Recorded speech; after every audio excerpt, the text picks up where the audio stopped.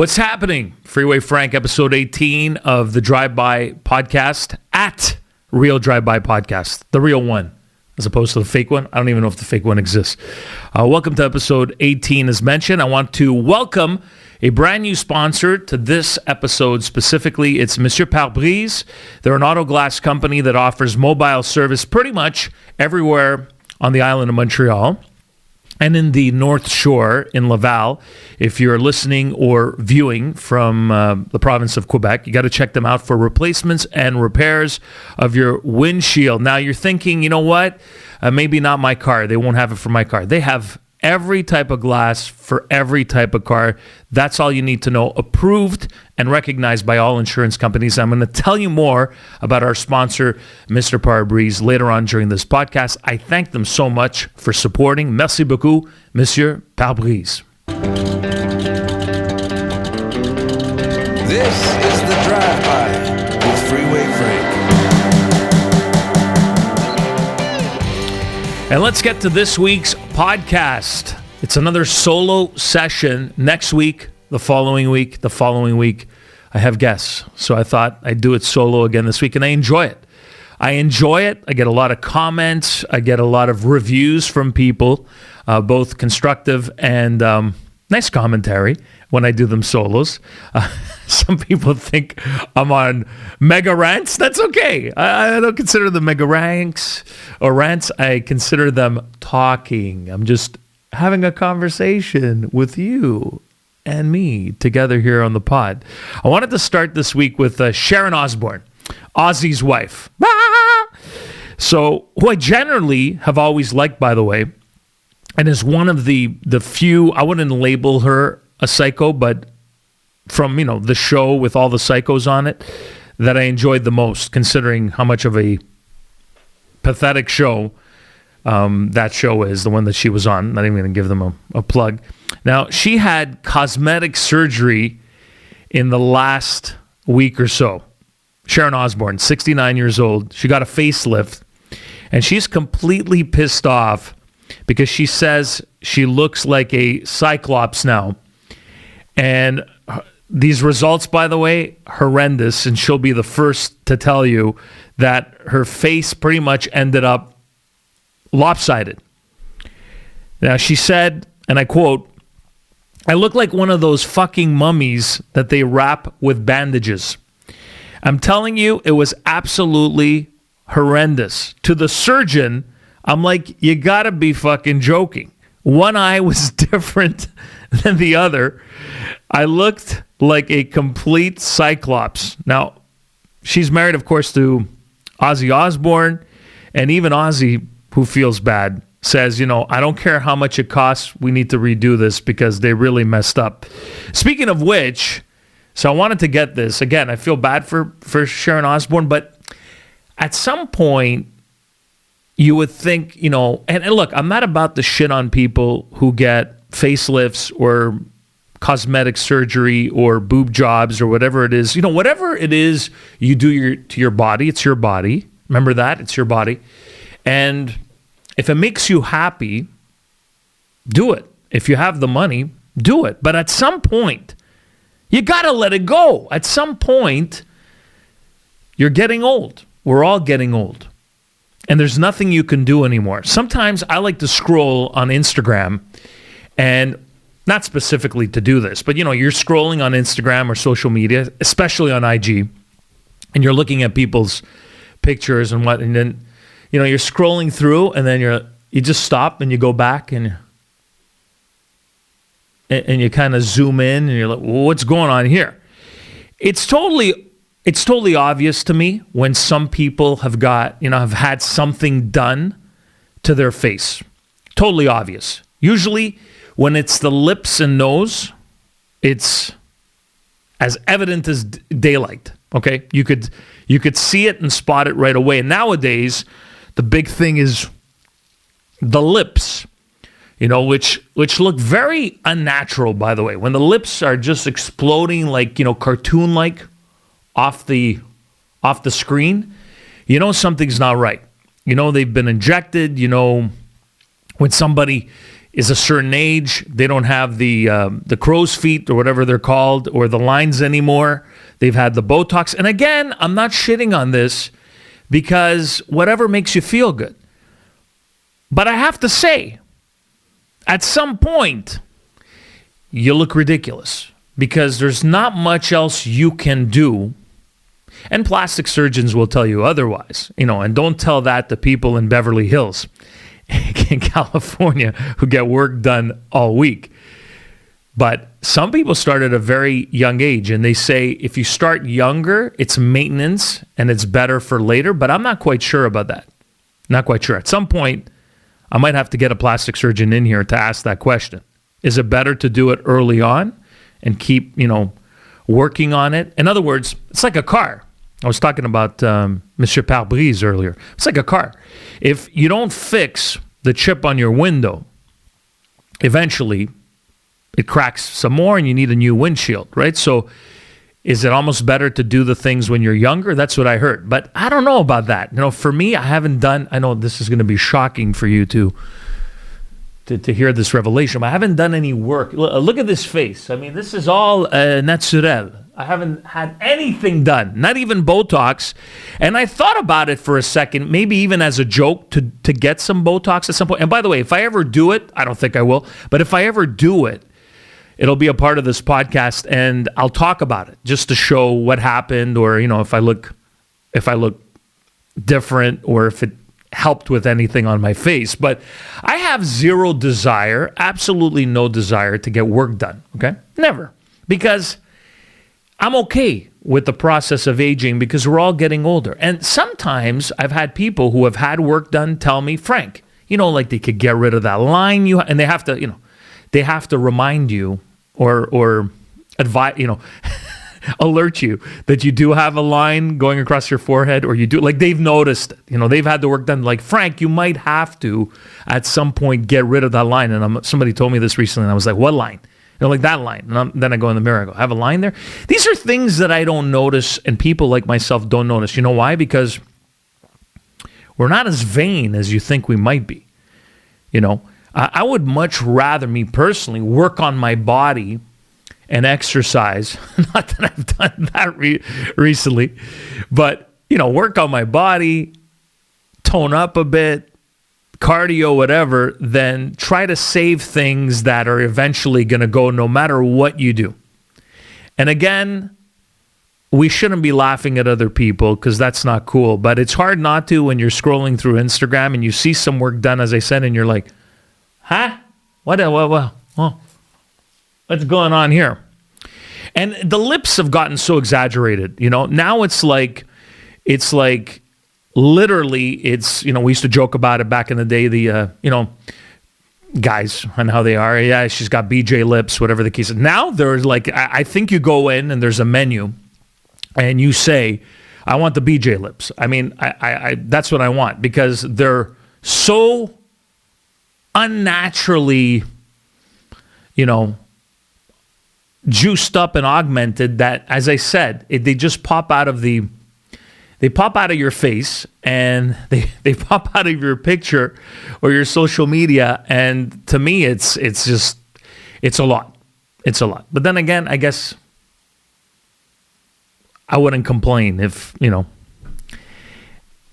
that's for another day.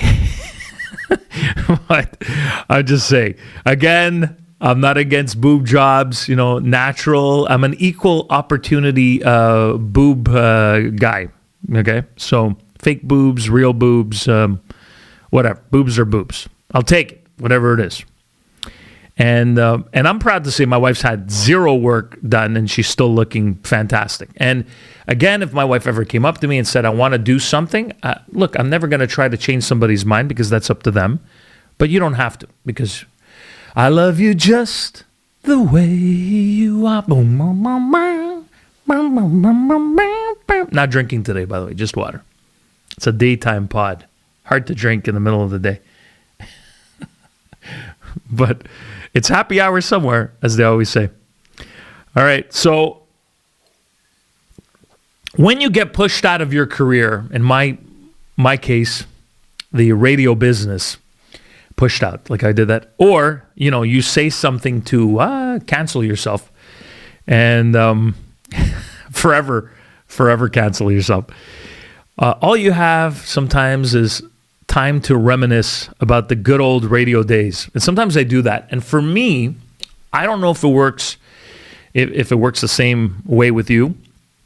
I have a photographic memory, and I remember almost like dates from a calendar.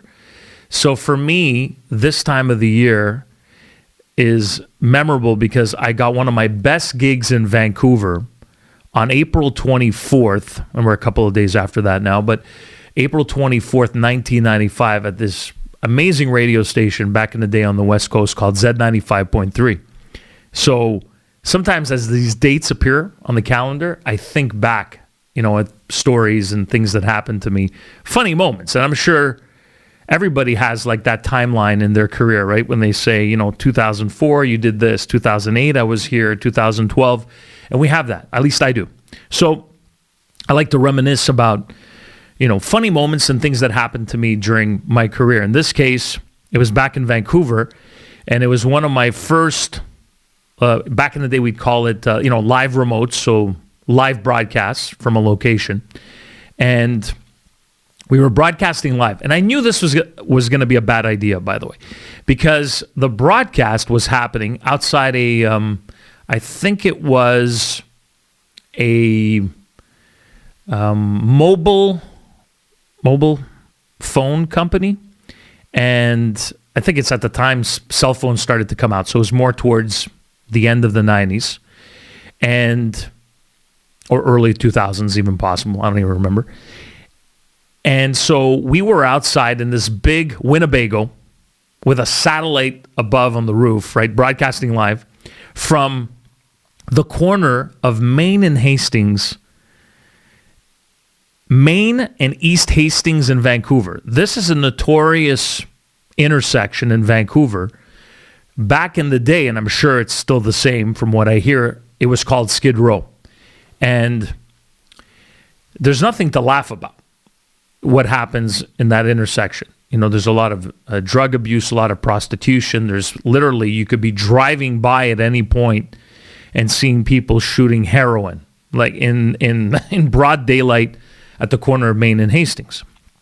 So when we get the remote sheet for the live broadcast, and I get it I remember in my mailbox, and it said Main and Hastings, I'm like, There's a business at the corner of Main and Hastings. I thought there were a lot of empty storefronts in that corner because of the drug problem, and people didn't really go there. It's not a very safe place. It never was in Vancouver. So we ended up going at the corner of Main and Hastings. As I said, we had this Winnebago set up, big broadcast studio, which was a camper, basically. The Z95, Z Machine it was called. I did a lot of live broadcasts there. And what we did was we always gave our listeners hot dogs. So we were sponsored by, a hot dog company or sausages. And we'd have the bread, we have the hot dogs, we had the ketchup, we had the, relish, and it was all outside the Z Machine. And people would line up and they would meet you because back in the day, radio was all we had. We didn't have streaming services. We didn't have YouTube and all this stuff. People actually came out to see you. So people would come out there and see you. They would grab a bite to eat, and sometimes we'd finish them off with an ice cream. This was a big deal. So again, I always had something in the pit of my stomach that something was going to go wrong, considering we're at the heroin addict corner of Vancouver, and something did. So we hadn't looked out the window for a while, and when we finally did, and we noticed, because we could only see the first couple of people in front of our display window, but then when we looked, behind us, the lineup of people waiting to get a hot dog literally stretched all the way down the street and around the corner. There must have been 200 people waiting for a hot dog. But most of these people, not most of these people, 100% of these people, every single one of these people were drug addicts, prostitutes, I'm not making this up, homeless people, okay, you name it.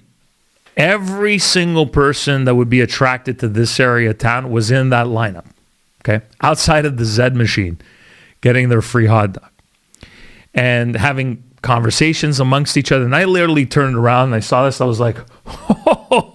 I turned to the Danny, who at the time was driving the Zed machine, and one of our promotions coordinators going, "Do you see what's going on over here?" They're like, "What am I supposed to do?" And I was like, "Well, you can't turn away people because they're homeless, heroin addicts, and prostitutes. You can't. They're still people. Keep giving them." Listen. I was one of the first people when I saw the remote sheet and it said, Main and Hastings, thinking, we're at the corner of Main and Hastings doing all this. Cannot be good. And I was right. Hit the nail on the head with it. It wasn't good. And so the way I looked at it is, hey, they're still human and they want a hot dog. Whether they buy a mobile phone or whatever in the store has nothing to do with it, by the way. We were serving anybody that would come by.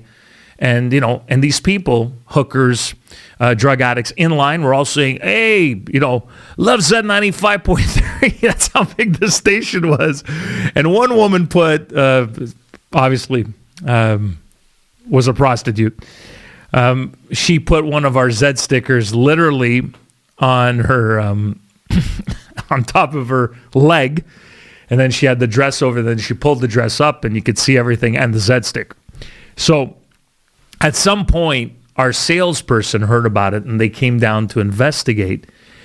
And, the salesperson was a really nice person, but she came down, and she was horrified at what she saw. She was horrified. She was like, what the hell's going on? What are you guys doing? I'm like, well, what are we doing? What do you mean, what are we doing? She goes, you're serving all these people. This looks horrible to my client. My client called and complained, and we shouldn't be giving food, and there's a lineup full of people. Nobody's coming into the store. Because as I go, oh, hang on a second. You issued an order to do a live broadcast, or you filled out an order to do a live broadcast, I don't care for what client, at the corner of Main and Hastings at Skid Row in downtown Vancouver. What else would you expect? And these are humans. These are people. I'm not going to turn away people. You think I'm going to start saying, you think people here working for minimum wage and our interns and all that are going to say no? They're going to start, a war or a fight with some of these people? No. You know what? And they're entitled to have food just like us. And think of it as a food line, okay? So that's it. You chose this corner, and now we're feeding them. And so she was like, panicking and going back into the store. And then I think eventually as time went on, I'm not sure if the business was credited or what happened, but, they wanted to put an end to it. And we all basically looked at each other and said, listen, you can't do this now. When the sausages run out, like we always do, every time we do a live broadcast, when things run out, we say we don't have anything else, and that's fine. But we can't do that. We can't pick and choose who we give, hot dogs and food to. So we're going to keep doing it. And we played it out. And within, after we went through 200-300 people in the line, I'm not making any of this shit up, I'm telling you. They ended up all being served. And then we ran out of the food. And eventually we packed up and we left. But that was one of my most memorable.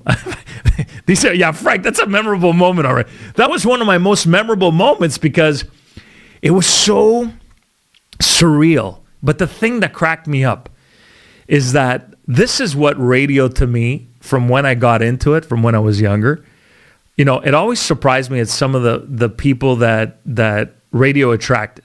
Not necessarily the brightest stars in the galaxy, myself included, okay?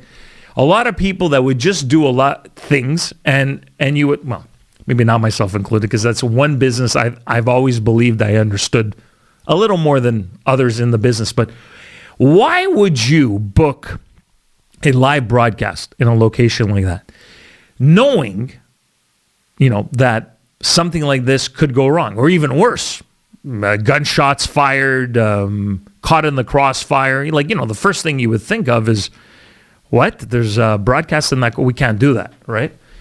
But then once you signed up for it, you're there, and once you're in the middle of what's going on and people are lining up to eat your food and hot dogs, you can't shut her down. But to me, it was always on my list of things that happen. Oh, trust me, so many. I could bring up a story from every single month in radio. That's how many crazy things happen, and people wouldn't believe. So that was one of the ones that I was reminded of because of the time of the year and the fact that I loved working in that radio station, and I started in April so many years back. Unbelievable. You had to be there. I don't even know if somebody took pictures that day, but I would hope somebody, if somebody did, would send me. I think there might be a couple of pictures out there because it's just unbelievable, some of the characters that were in our hot dog line. I almost said sausage line. Yeah. I was watching comedian Bill Burr, and he was mentioning that, we're getting closer to the day that the United States... First of all, Bill Burr's an extraordinary comedian, and I'm a comedy lover, so I love stand-up comedy. I've never done it myself. I hosted a few comedy nights and dabbled, in making a couple of jokes and whatever the case is. But I tremendously respect stand-up comics and what they do. It's not easy. And Bill Burr is one of those comedians I find just extraordinary. And he mentioned that, we're getting closer to the day that the United States, that are neighbors to the South in America, will have a female president, which is pretty much any day now, considering that, President Joe Biden is shaking the hands of imaginary people, invisible. He's shaking the hands with the thin air. Did you see that? That's some scary stuff, and it almost seems like a daily thing for Joe Biden, where he does something where everybody is kind of just in shock, saying, "Well, what's going on here?" And then you're reminded, not that you need to be reminded, that he is the president of the United States, and he has the nuclear codes and everything, and he's shaking hands with Casper the Friendly Ghost. You got to wonder.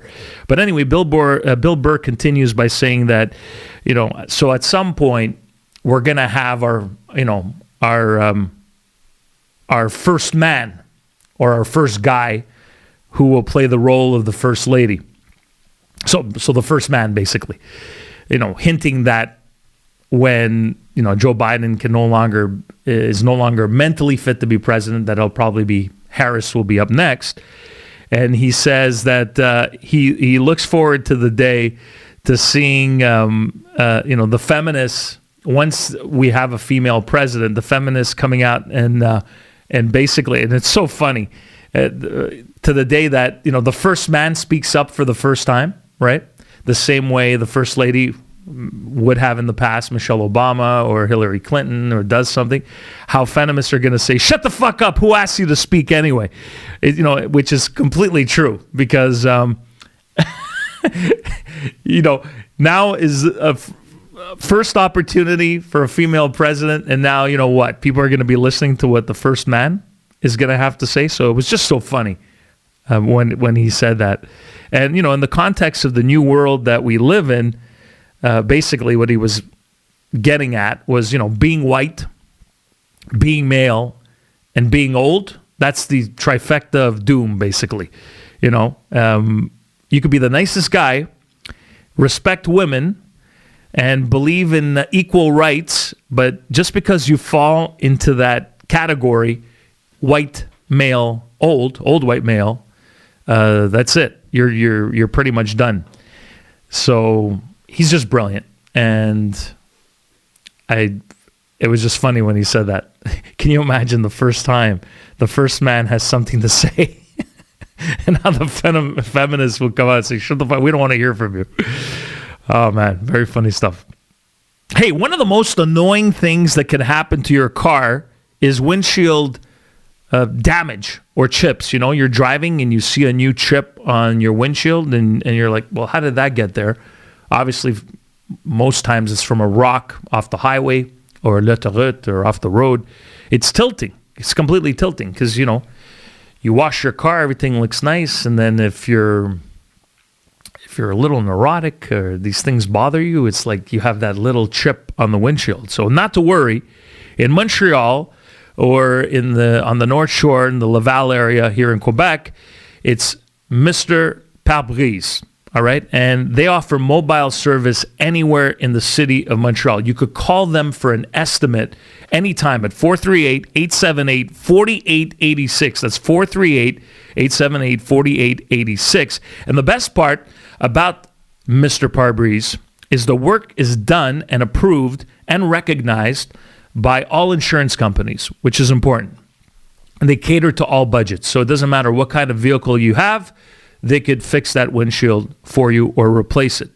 Any vehicle, any type of glass, all right, you check out Mr. Pare-Brise. You can check out their Instagram page. They're on Facebook as well for examples of the work they do. You could see some of the pictures, especially on IG. Now, they're going to take care of you, emergencies, same-day appointments. They can hook you up. This is what Mr. Pare-Brise is all about. And of course, those windshield chips, they're going to repair those. Now, there's some, it's happened to me in the past too. You know, you show up there and they're like, it's turned into more of a crack now, and we have to replace your windshield. So if they could repair it, they will. If they can, of course, depending on the size, then they're going to replace it for you. But they're going to do the best possible work. 20 years of experience and working with the best products on the market. Their quality of work is unprecedented and, of course, guaranteed. All of Mr. Pare-Brise's installations are guaranteed and covered. This against leakage and as long as you remain the owner of your vehicle, which is good to know. Check them out once again, 438-878-4886. Mr.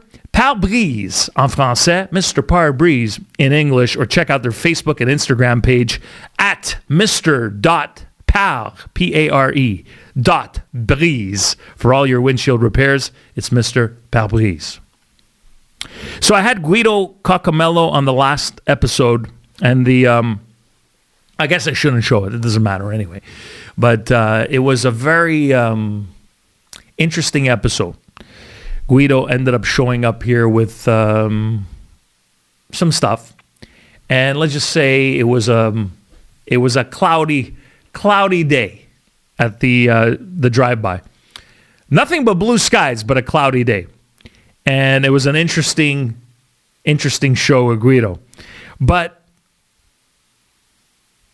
I got a lot of messages from listeners and viewers saying, you never finished the Mangia cake list. Now, you know you're a Mangia cake when? And a Mangia cake, by the way, someone who's a cake eater, is someone who is mostly uncultured, okay, by definition, and lacking, let's say, the finesse that we as Europeans, or some would say, ridiculous, neurotic ways of obsessing on shit no one else cares about, which is what us Europeans do. We go above and beyond on so many things when, normal everyday people don't care about that stuff. You know what I'm trying to say? But we always have to put on some kind of show is what I'm getting at. So it's good and bad, all right? But the Mangia cake label comes with things that I guess Mangia cakes do that Italians would normally not, so we laugh at people who do. Example, the list I never finished. You leave a party, and this I think I mentioned on last week's pod, but then I have a few more. You leave a party and take back the booze you didn't drink. Mangia cake. I had this happen to me. A guy goes back into my fridge, takes out the beers he didn't finish, and brings them back, and I was like, what's he doing? Never seen that before. You show up to someone's house empty-handed. So you're going for dinner and you don't bring anything. Mangia cake. You eat cereal. That's right. Cereal in a bowl with milk, almond milk, oat milk, whatever you put in, regular milk. Pancakes, eggs, omelet, any breakfast items, but you're having them for supper. Mangia cake. You're serving dinner, you have guests over, and it's literally one entree. So there's no sides, there's no second course, there's no dessert. It's literally one dish. So you go over to someone's house, they make a nice dish, but it's one. Like, this is it, eat it, and there's no olives, and there's no marinated anything, and there's nothing. There's just that, Mangia cake. You pick up your friends for a night out. You're all going out on the town. And so you say, you're going to pick somebody up. You're going to pick up all your friends. And then you ask everybody to chip in with the gas money. Mangia cake. The bill comes at the end of the night. And so the server gives you your bill. You take out your calculator and you try to figure out the group bill and divide up everything according to, who purchased what, down to the last cent, and tip, and 15%, and you never go above 15, and everything is so, calculated, and Mangia cake. So those were the other things on the list I never got to because, Guido brought a jar of pot, and things got out of control. Even though, by the way, I wasn't smoking. I may have had one drag, but I was drinking, but I wasn't smoking. Because, people all of a sudden goes, Frank, I didn't know you're into pot. I'm not into pot, by the way. I'm not. You tell somebody you had one gummy bear, you smoked, you took one drag, now all of a sudden you're a drug user. It doesn't work like that. People are bizarre, man. Completely bizarre. Justin Trudeau, JT, Mr. Timberlake, whatever, he continues to convince Canadians he's keeping them safe. Did you see that? Yeah. I'm not going to go into a long-winded attack on the Prime Minister. I think I've gone down this road a couple of times, but Justin Trudeau is like, he had a presser recently, and he came up and he basically said, he will continue to do what he has to do to keep Canadians safe. Okay, by not changing the vaccination travel restrictions anytime soon. And now there's a national inquiry, I don't know if you saw that, called into Trudeau's use of the Emergency Act to end the Freedom Convoy. But it doesn't seem to me that the investigation is into why he did it. It's more about, holding the people who protested and dared to question our almighty leader, spiritual leader, or whatever you want to call him, Justin Trudeau. It's more about those people who dare showed up to Ottawa and protested and did what they did. So if you go on, I'm going to go on my Instagram. It's no longer there by the time you see this, but I'm going to read.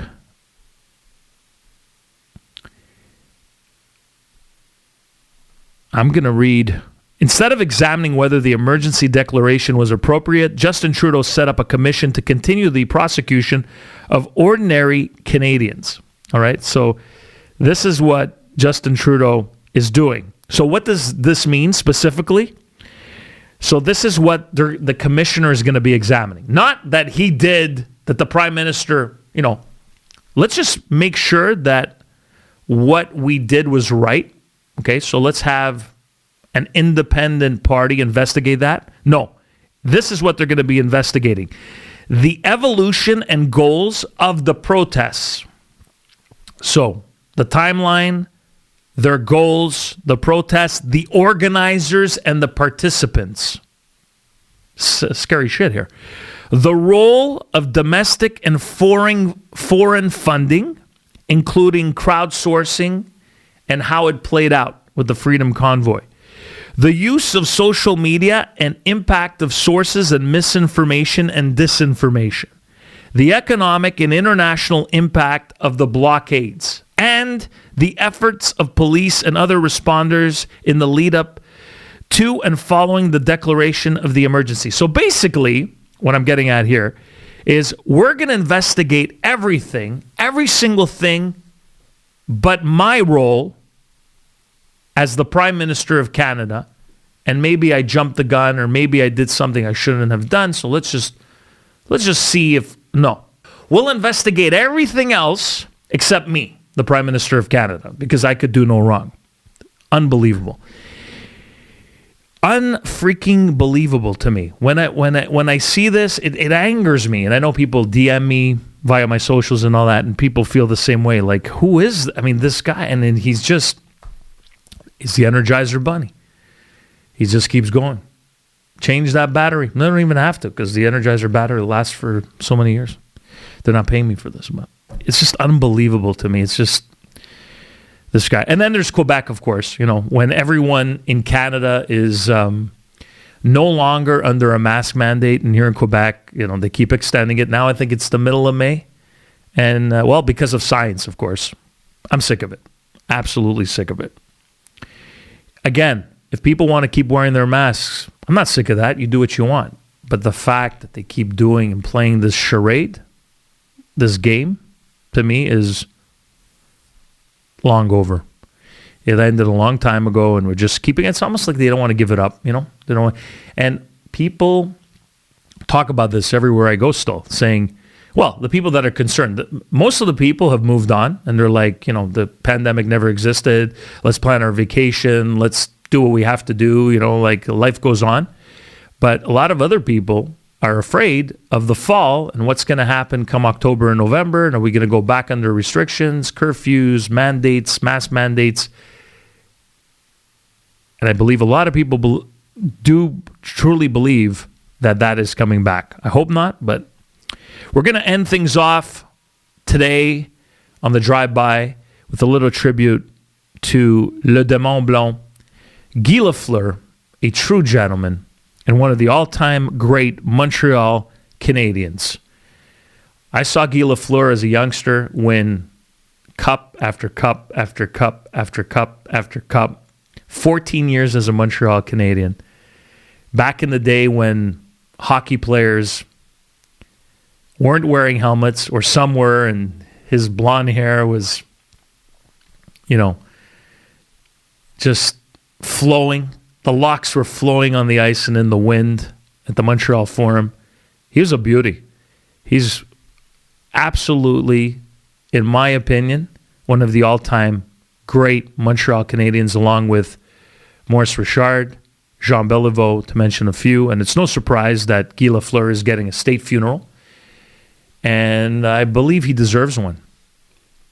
And the way he conducted himself in public, and anyone who ever had the chance to meet Guy Lafleur, I had the chance to meet him several times and have a few conversations with him. Just a beauty of a man. I know I saw somebody on social media post something that was so true. And that's on the day Guy Lafleur died and the days following his death, people were sharing pictures, all over social media with them and Guy Lafleur and their experience with Guy when they met, and no one ever had anything bad to say about Guy Lafleur. And this person pointed out that, do you notice that in all the pictures, Guy looks just as excited to meet the person than the person looks to meet Guy Lafleur? It's true. And I didn't see one. I saw hundreds of pictures, possibly thousands of pictures. And in none of those pictures did Guy Lafleur look like he didn't want to be there. You ever see pictures nowadays with famous people and regular everyday people, and some of the people are just like there, they look like they don't want to be there. Guy Lafleur always looked like he was touched to be asked to be in a picture with somebody. That's the kind of guy he was. And a true beauty. And I didn't know when I was a kid that I was watching history in the making, but I saw him score some of the, in real time on television and at the Montreal Forum. I think one or two times, score these goals that have been or will be with us forever, right? And are a true part of our sports history, our Quebec history, and our Canadian history. And true moments that I don't think, I could be wrong, but that will ever return. The good old days. These people defined an era in Montreal and an era in Canada. There was just something about it, an innocence, something beautiful about it, something raw and authentic, no helmet, skating down the ice rather gingerly. I'm not saying these days don't return, but it seems to me we don't have people who define eras anymore. We need that. We need that again. You know what I'm saying? People who define an era anymore. I can't name you. I mean, these are all people who, when they passed, like Guy Lafleur, defined, a certain era, the 70s, the 80s, the 90s. But I feel like today, there's no real definition for a particular decade anymore. You know what I mean? It's kind of like, for lack of a better word, humdrum, boring. These great personalities, whether it's sports personalities or whoever they may be, celebrities, they just don't seem to exist anymore. And the ones that do are ones that, came from a different era, are still alive, but were part of a different time period. It just doesn't seem to me like it's the same anymore. I could be wrong. Maybe it's just me getting a little older, and that's what generations do, right? Always blame the one before and say ours was better and all that. But truthfully, you can look at the music industry as well. And it's the same thing with the music industry. I mean, are there music acts that you look at nowadays that you'll remember in, 30, 40, 50 years from now? I could be wrong, but I don't think so. Whereas there's so many people today, even in today's, younger generation, who listen to bands from the 60s, 70s, 80s, timeless. And those eras in sport, timeless. The Michael Jordans, the Wayne Gretzky's, Guy Lafleur's, Jean Beliveau's. Will we ever get those days back? I hope so. But Guy Lafleur was one of those absolutely special human beings. And so we remember number 10, Guy Lafleur, and who passed away at the young age of 70 years old. Winners is what I'm getting at. Winners. No, not the store. Winners. We have to get back to that. We have to get back to winners like Guy Lafleur. People who meant something. People who are forever ingrained in our memory and our lives, and we will never forget. I'll never forget Guy Lafleur. Thanks for watching episode 18 of the Drive-By Solo Sessions. More great guests coming up in the next few weeks. I can't wait. Bunch of good old comedians are going to be. I love having comedians on because we have a good laugh, and I love loose conversation and raw conversation. So a few more of those, and plus we're going to be enlightened as well. There's going to be conversations and guests that will come on that will be, curveballs and knuckleballs over home plate. And you'll go, oh, I never thought he would go there. A lot of interesting stuff on the Drive-By podcast because that's what it's all about. Don't forget to subscribe on YouTube. And thank you so much for listening on all our audio platforms, wherever you listen to your favorite podcasts. Take care. Thank you so much.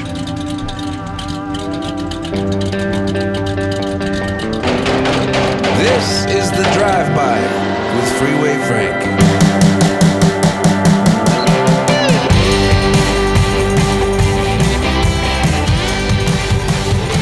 Watch all episodes of The Drive-By on YouTube. Listen in on Spotify, Apple, Google, Amazon, Podbean, and tune in.